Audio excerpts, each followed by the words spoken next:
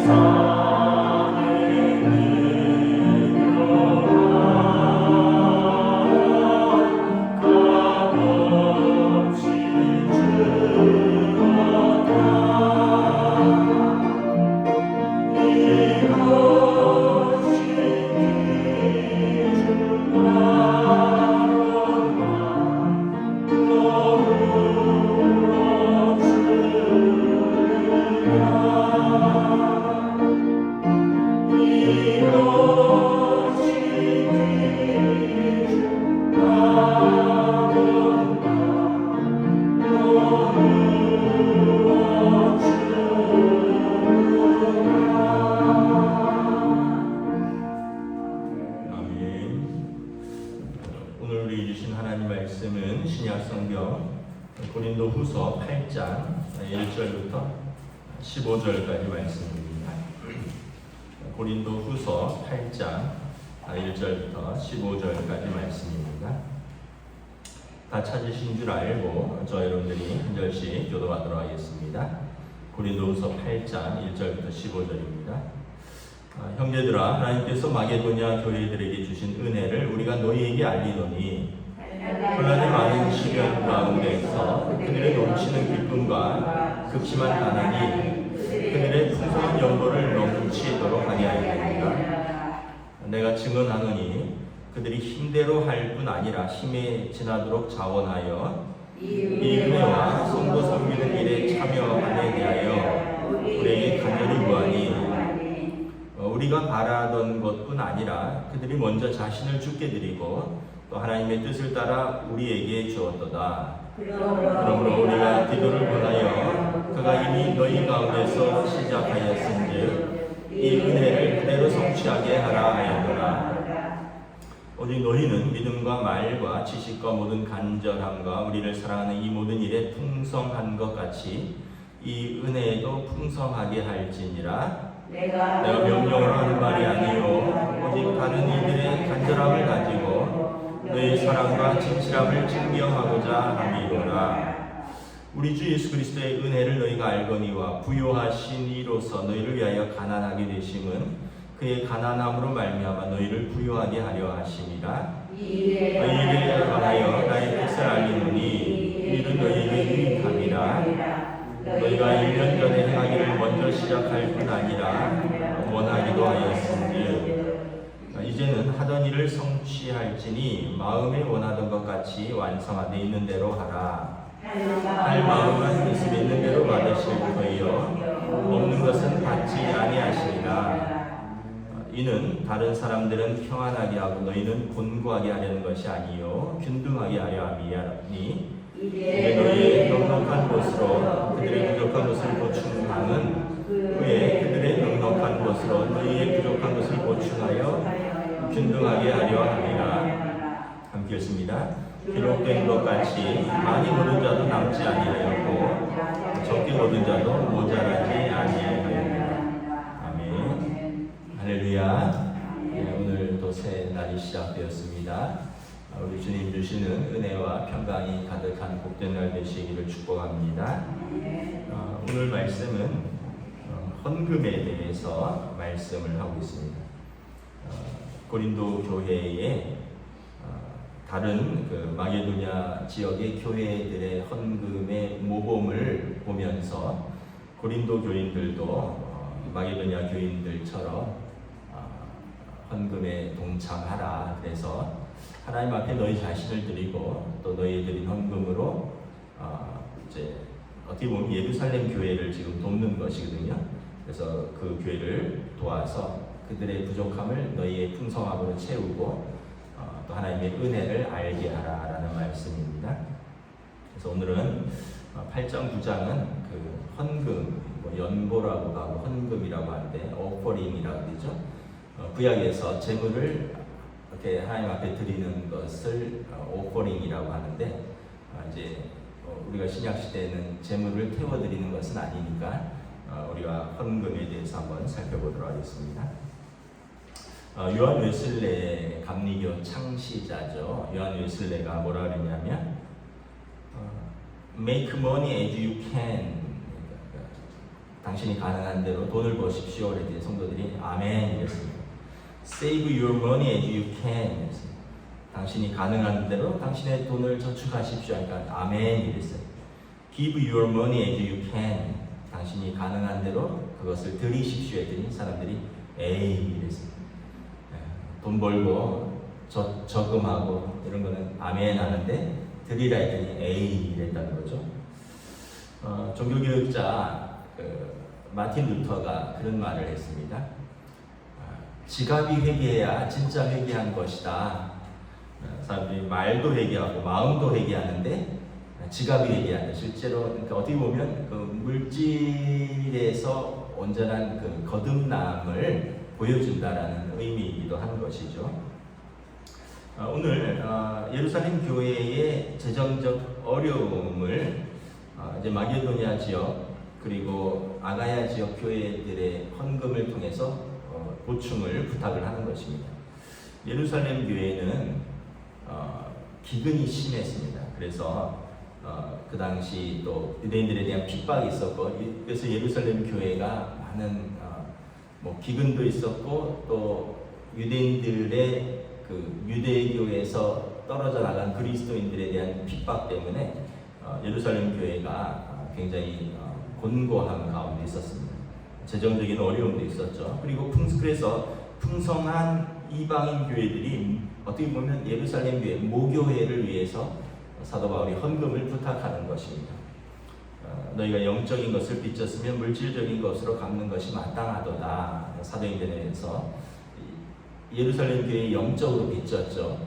그래서 물질적인 것으로 갚는 것이 마땅하다는 것입니다. 그러면서 8장 1절을 보면 마게도냐 교회들에게 주신 은혜를 우리가 너희에게 아닙니다. 마게도냐 교회들이 그 헌금을 한 것을 고린도 교인들에게 알린다는 거예요. 마게도냐 지역은 그리스 북부 지역입니다. 고린도는 그리스 남부 지역이고요. 그리스 북부 지역을 마게도냐 지역이라 하는데 사도 바울이 2차 전도 여행 때 빌립보 교회, 데살로니가 교회, 베레아 교회 이런 교회들이 마게도냐 지역에 있는 교회들인데 그 교회들이 환난과 많은 시련 가운데서 또 그들이 극심한 가난 가운데서 넘치는 기쁨 가운데 풍성한 연보를 넘치도록 했다는 거죠. 그러니까 어려운 여건 속에서도 그들이 그 은혜로 말미암아 기쁨으로 넘치도록 헌금을 드렸다라는 것입니다. 그런데 이제 정작 고린도 교회는 재정적으로 풍성한 지역입니다. 왜냐하면 고린도는 지금은 이제 바닷길을 뚫어서 해협이 있어서 거기서 통행료를 받고, 그 당시에는 이 바다에서 가장 거기가 잘룩한 지역이라서 그쪽을 통과해서 가면 이제 유럽으로 가는 어떤 무역 항로입니다. 그러다 보니까 고린도 지역이 많은 어떤 물자들, 사람들, 돈들이 도는 지역입니다. 정작 고린도 교회는 가장 재정적으로 풍성한 지역이고 풍성한 교회인데 고린도 교회는 거짓 교사들의 이간질, 또 파가 나누어서 싸우고, 또 바울 사도에 대한 오해 이런 것들로 인해서 그들이 약속한 헌금을 하지 못했습니다. 그래서 그들에게 그 헌금을 요청을 하는 것입니다. 약속한 헌금을 해달라는 것입니다. 그래서 3절에 보면 내가 증언하노니 그들이 힘대로 할 뿐 아니다 힘에 지나도록 자원하였고 그 이 은혜와 성도 섬기는 일에 참여하였다. 그러므로 우리가 간절히 구하노니 6절에 보면 우리가 디도를 권하여 그가 이미 너희 가운데 시작하였으니 이 은혜를 그대로 성취하게 하였노라. 디도를 통해서 고린도 교회가 약속하였던 헌금을 다시 시작하라고 권면했고, 그리고 그들이 그것을 다시 시작을 했다는 것입니다. 그래서 6절에 시작한 것을 성취하고 7절에 보면 너희는 믿음의 말과 지식과 모든 간절함과 우리를 사랑하는 이 모든 일에 풍성한 것 같이 은혜에도 풍성하게 하라. 너희의 믿음과 또 하나님에 대한 지식과 그리고 우리를 사랑하는 그 사랑함과 사모함이 풍성한 것 같이 은혜에도 헌금에도 풍성하게 동참하라는 것입니다. 10절 11절에 보면 이것은 사실 고린도 교회가 약속했던 것입니다. 이 일에 관하여 나의 뜻을 알리노라. 이 일은 너희에게 유익함이라. 너희가 1년 전에 행하기를 먼저 시작할 뿐 아니라 원하기도 하였은즉 이제는 하던 일을 성취할지니 마음이 원하는 대로 같이 완성함에 있는 대로 하라. 그러니까 그들이 고린도 교회가 사실은 1년 전에 약속하고 하기로 했던 것인데 다른 지역들은 극심한 시련 가운데서, 극심한 가난 가운데서도 넘치는 기쁨과 은혜로 풍성하게 감당했는데 정작 고린도 교회는 아까 말했던 대로 그 안에 분쟁이 있고 또 거짓 교사들의 어떤 이간질, 그래서 바울 사도에 대한 오해 이런 것들로 인해서 그들은 정작 아직까지 하지 못하고 있는 것이죠. 여러분 한번 우리가 헌금에 대해서 한번 좀 생각을 한번 해보겠습니다. 세상 사람들은 헌금에 대해서 비판합니다. 헌금 때문에 교회 안 다닐란다 이렇게 이야기하는 사람들도 있어요. 이건 이제 저희 아이들이 하는 말인데, 안 믿는 집 사람들은 헌금을 목사가 다 쓰는 줄 알고 있어요. 그래서 저희 아이들이 중고등학교 다닐 때 좀 그런 걸로 상처를 받았대요. 어느 날 운동화가 헤어져서 운동화를 새로 사서 신고 갔는데 아이들이 교회 헌금 좀 많이 나왔나 보지? 뭐 이런 식으로 중고등학교 아이들이 그렇게 비아냥거린다는 거죠. 그러면 참 안 믿는 사람들이니까 뭐 오해할 수도 있다고 하는데, 한편으로는 또 세상에 대한 오해죠. 그리고 또 성도들도 가족들 중에 안 믿는 가족들이 있으면 참 헌금 내는데 부담을 가집니다. 쉽게 얘기하면 뭐 남편은 안 믿고 부인은 믿고, 또 반대로 뭐 부인이 안 믿고 남편은 믿고 하면 그 교회 내는 돈으로 아이들 교육비하고 뭐 집에 반찬이라도 하나 하면 더 되지, 왜 그렇게 쓸데없는 짓 하느냐 하면서 어떻게 보면 안 믿는 가족들이 또 헌금하는 것에 대해서 좋지 않게 생각하고 압박을 넣을 수도 있죠. 성도들은 고린도 교회처럼 헌금에 대해서 시험이 들고, 그래서 시험이 들면 또 헌금에 대해서 부담이 생기기도 합니다. 첫째, 여러분 헌금이 무엇인가 한번 생각을 해보면, 첫째는 헌금은 은혜로 드리는 것입니다. 은혜로. 그래서 오늘 말씀에도 보면 이 4절에 이 은혜와 성도 섬기는 일에 대하여, 그래서 여러분 헌금은 우리가 받은 은혜에 감사하여 드리는 것입니다. 우리가 오늘 드렸던 찬양처럼 내 너를 위하여 내 예수님께서 내 몸과 피를 주었는데 너희는 나를 위하여 무엇을 주느냐, 내 너를 위하여. 뭐 이 찬양은 물론 하나님께서 예수님께서 헌금하라고 한 찬양은 아니지만 우리 자신을 온전히 하나님께 드리라는 거죠. 그래서 하나님께 받은 은혜를 우리가 하나님께 또 돌려드리는 것입니다. 왜냐하면 안 주시면 돌려드릴 게 없으니까. 하나님께서 우리에게 건강 주시고, 건강 주시면 일할 수 있고, 또 뭐 일할 거리를 주시니까 또 우리가 소득도 있고, 소득이 생기었으니까 물질을 드리는 거죠. 건강이 없으면 드릴 수도 없죠. 몸이 아픈데 어떻게 일을 하겠습니까? 일을 못하는데 어떻게 소득이 생기겠습니까? 소득이 없는데 어떻게 드릴 수 있겠습니까? 그러니까 내게 소득이 생겼다는 것은 하나님께서 내게 건강을 주셨고, 또 일할 수 있는 기회를 주셨고, 그로 말미암아 하나님께서 내게 주신 것, 내가 하나님께 감사함으로 올려드리는 내 은혜를 하나님께 드리는 것이다.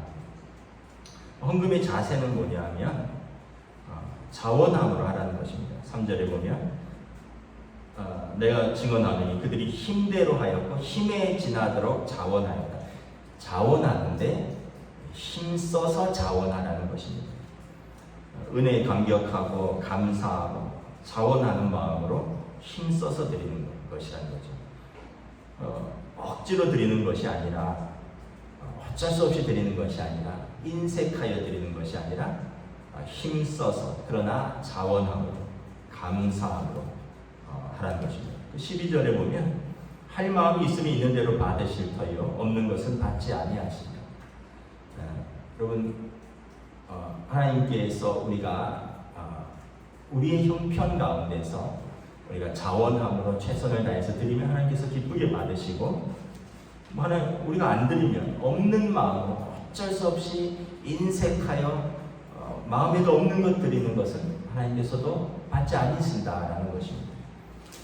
여러분 부모로서 자녀들이 부모님 생신 때 또는 명절에 자녀들이 이제 부모님 용돈 드리고 또 이렇게 가져오잖아요. 부모님이 아이고 참 자녀들이 우리 아이들 같은 경우는 이제 용돈 받는데, 또는 대학생이니까 알바하는데 그 나름에서 이제 부모 생일이라고 나름대로 이렇게 자기들끼리 이렇게 뭐 형은 얼마, 동생은 얼마 뭐 이렇게 모아서 가져오면 마음에 참 기특한 생각이 들어요. 참 감사하고. 근데 여러분들도 그렇겠죠. 근데 이제 장성한 자녀들이 명절이 되고 부모 생신이 되었는데도 아주 인색하게 보세요. 그럼 부모님 마음이 어떨까요? 좀 섭섭하겠죠. 아니 부모는 젊었을 때 아이들 키우느라고 다 쏟아 부었는데 부모는 이제 노년이 되고 여력이 없고 이제 자녀들이 경제 활동을 하는데 자기들 가족 부양하느라 힘든 것은 아는데 그래도 명절이 되고 부모 생신이 되는데 그래도 힘써서 기쁨으로 하는 것과 억지로 마지못해서 생색내면서 하는 것과 또 부모 마음이 다르겠죠. 하나님은 그러시진 않겠죠. 그럼에도 불구하고 우리 마음의 자세를 이야기를 하는 것입니다. 우리가 자원함으로 하되 힘껏 하라라는 것입니다. 하나님께 받은 은혜에 감사하여 최선을 다해서 드리라는 거죠. 그래서 헌금은 무엇이냐면 우리의 헌신의 표현입니다. 우리의 신앙 고백입니다. 5절에 보면 그들이 먼저 자신을 주께 드리고 또 하나님의 뜻을 따라 우리에게 주었도다. 헌금을 드리기 전에 벌써 자신을 주께 드리고 헌금을 준비하면서 그 준비하는 마음, 그 준비하는 자세를 통해서 자신을 먼저 주께 드렸다는 것이죠. 그리고 그것의 결과물로서 그 헌금을 한 것이다라는 것입니다. 그래서 예수님께서도 너희의 물질 있는 곳에 너희의 마음이 있다. 두 주인을 섬기지 못한다 말씀하시면서 하늘에 너희의 재물을 쌓으더라. 거기는 도적도 없고 동록도 녹도 슬지 않는 곳이다. 어제 그 수요 예배에서 제가 말씀드렸죠. 흩어 부재하여도 더욱 부하게 되는 일이 있어도 과도히 아껴도 가난하게 될 겁니다. 아마 저는 이것이 우리 삶에서의 어떤 잘 표현한 한 말씀이라고 생각합니다. 과도히 아껴도 특별히 부하게 되는 것이 아니라 있는 것들을 우리가 또 베풀고 나누고 섬기고 드리는 가운데 관계도 풍성해지고 또 어떻게 보면 그러므로 해서 우리의 삶도 이렇게 나누는 기쁨, 드리는 기쁨, 풍성한 또 은혜들을 나누는데 그러지 못하고 막 부모에게도 아끼고 친척에게도 막 인색하고 하나님께도 뭐 과도히 아껴도 뭐 그것 때문에 여러분 뭐 크게 부자 되고 뭐 이러지는 못할 겁니다. 왜냐하면 우리 삶은 이렇게 마치 우물물처럼 이렇게 퍼내고 샘물을 퍼내면 이렇게 고인물들을 퍼내면 또 샘물이 솟아나오는 그런 은혜들이 있거든요. 그래서 헌금은 우리 신앙 고백이다. 우리 주님이 우리에게 자신을 주신 같이 우리도 우리 주님께 우리의 자신을 드리는 것이다 라는 것입니다. 그래서 제가 미국 교회에서 신앙생활을 할 때 미국 교회에 미국 회중이 있고 또 한국인 회중이 있고 라티노라고 해서 라틴 아메리카 중남미에서 올라온 회중들이 있었어요. 미국 회중이 한 200명 정도, 그 다음에 한국 회중이 한 200명 정도, 이제 중남미에서 이민 온 분들, 이분들이 한 50명 정도, 3개 회중이 이렇게 파사디나 장로교회에 같이 신앙생활을 했는데, 재정의 한 45%는 미국 회중이, 재정의 45%는 한국 회중이, 10%는 라티노 회중이. 그러니까 여러분 비율로 보면 200명, 200명, 150명인데 가난한 회중은 전체 재정의 10%밖에 감당을 안 하는 거예요. 그리고 미국 백인들 중심이거든요. 그분들은 넉넉하니까 또 그 자기들 인원에 맞게 한국 회중들은 열심히 있어요. 한국 사람들은 어디 가나 열심히 있습니다. 한국 분들은 참 저도 이민 목회하면서 느낀 건데 미국 사람들은 굉장히 합리적인 게 있어요. 그래서 예산 밖에 거는 잘 안 써요. 예를 들면 에어컨이 시원찮다. 근데 올해의 뭐 유지 보수비가 바닥났으면 내년도까지 참고 견딥시다. 뭐 이런 게 미국 해준이에요. 왜냐하면 그 예산이 소진됐으니까 새로 예산 짜기가 어렵다는 거예요. 그래서 견뎌라. 뭐 이런 굉장히 합리적인 거죠. 그러니까 집에서로 말하면 요만큼은 먹는 거, 요만큼은 교육비면 뭐 우리 같은 경우 교육비가 더 들어가면 먹는 거 줄여서라도 교육비 하는데 아니다. 요건 요거대로 쓰고 요거는 좀 부족한 대로. 미국 해준 굉장히 합리적인데 한국 해준은 어떨까요? 그런 게 어딨냐. 특별한 거 하자. 그래갖고 무려 막 그 전체 공조 시설이거든요. 에어컨 한 대가 아니라 그 수리하는데 50만 불 들어요. 큰 건물 공조 시설. 그 미국 해중이 당연히 이거는 내년도에 예산을 세워서 하자. 한국 해중은 니네가 못하면 우리가 하겠다. 예산이 없으면 우리가 특별원금 하겠다. 그래서 한국 해중 한 200명 되는데 그냥 십시일반으로 힘을 모아서 그냥 딱 해버려요. 어떻게 보면 한국 사람들, 미국 사람들이 화끈하다 이런 게 있어요. 근데 단점도 있어요. 미국 사람들은 좀 합리적이라고 했잖아요. 헌금을 자기 수입에 맞게 1년 약정을 합니다. 연말에 내년도에 난 이렇게 헌금을 하겠습니다. 내 수입이 이러니까 뭐 11조 원을 이렇게 해서 그냥 딱 정확하게 매월 얼마씩 이렇게 해요. 근데 한국 분들은 자영업도 많기도 하지만 또 한편으로는 한국 분들은 좀 기분파예요. 그래서 막 은혜 받으면 넘치도록 하고요. 시험 들면 안 해버려요. 이게 아까 한국 사람들의 좀 기질적인 면이기도 하고 특징적이기도 하죠. 그래서 아까도 말했지만 그 공조시설 그 어마어마한 돈도 막 으쌰으쌰하면서 한 번에 특별헌금으로 하기도 하고 아까 고린도 교회처럼 분쟁 들고 이간질하고 시험 들면 안 하고 그래서 하여튼 조금 이렇게 약간 한국 사람들과 미국 사람들이 좀 기질적인 특징이 있는 것 같아요. 근데 우리가 중요한 것은 뭐냐면 사람에게 드리는 게 아니라는 것이죠. 사람 보고 하는 것이 아니라 하나님께 내가 받은 은혜를 내 자신이 드리는 것입니다. 그래서 13절부터 15절에 보면 이건 좀 다른 개념인데 이는 다른 사람을 평안하게 하고 너희를 곤고하게 하려는 것이 아니라 균등하게 하려 하느니 이제 너희의 넉넉한 것으로 그들의 부족한 것을 보충하면 후에 그들의 넉넉한 것으로 너희의 부족한 것을 보충하여 균등하게 하려 합니다.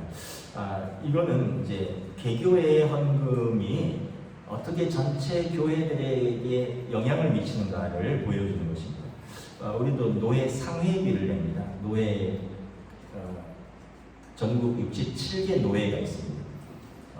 우리 교단에 한 300만 성도 되고 67개 노예가 있고 그리고 한 8,000개 교회가 있고요. 우리 노예는 전국에서 가장 큰 노예입니다. 평남노예.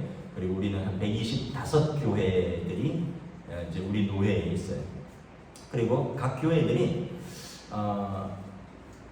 이제 예산이 2억이 넘으면 2.5%를 노예에다 매년 상회비로 내고 2억 이하면 2%, 뭐 1억 이하면 뭐 1.5%인가 뭐 이런 식으로 이렇게 차등해서 노예에다 헌금을. 노예는 뭐냐면 교회들의 모임입니다.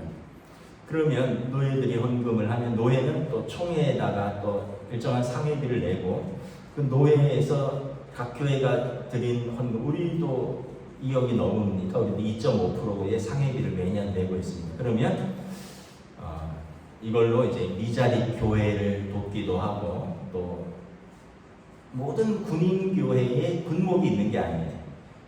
그런데 이제 특별히 이제 군 선교를 하는 전도 목사님들이 있습니다. 대부분은 여자분들이 꽤 있습니다. 여자분들이 이분들이 이제 군 선교 전도 목사님인데 이 전도 목사님들의 생활비와 목회비를 지원하고 뭐 노예마다 기준이 있어요. 뭐 한 전도 목사님 군 선교하는 전도 목사님에 한해서 어떤 노예는 뭐 50만 원, 어떤 노예는 60만 원, 뭐 이런 지원하는 게 있고 또 신학생들 또 뭐 고시부 뭐 노예 안에도 교회처럼 똑같이 부서가 다 있고 그래서 우리가 이제 노예를 통해서 우리가 미자립 교회를 우리가 두 곳하고 또 시차례를 통해서 또 하기도 하지만 노예를 통해서 지원을 하는 거죠. 그래서 부족한 것을 보충하여 균등하게 하고 서로 모자라지 않게 하고 약한 자를 평안케 하는 그런 의도가 있습니다. 상회비를 이해를 못하면 왜 노예가 우리 교회에 뭘 도와주는 게 있어? 당연하죠. 우리 교회가 노예에서 도움받을 것이 뭐가 있습니까? 농촌교회, 미자립교회들이 노예를 통해서 도움을 받아야죠. 우리는 자립교회인데 도시교회들이 또 자립교회가 농촌교회, 미자립교회를 도와야죠. 또 군성교하는 전도 목사님들, 또 세계 선교부에 속한 선교사들, 물론 개교회들도 하지만 노예들이 하는 거죠. 그래서 이게 헌금의 정신입니다.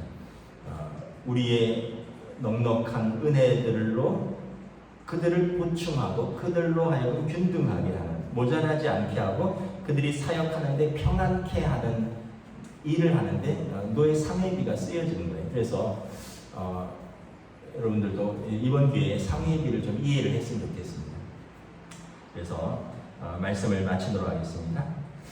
15절에 보면 기록된 것 같이 많이 거둔 자도 남지 아니하였고 적게 거둔 자도 모자라지 아니하였다. 만나의 원리와 똑같습니다. 만나, 출애굽기에 보면 만나, 매일 하나님께서 주신 은혜를 우리가 먹고 사는 거죠. 만나를 열심히 내일까지 모아놨는데 어떻게 되죠? 썩어버렸죠. 그날 먹을 것을 하나님께서 그날 주신다. 만나를 통해서 매일 주신 하나님의 은혜를 경험하는 거죠.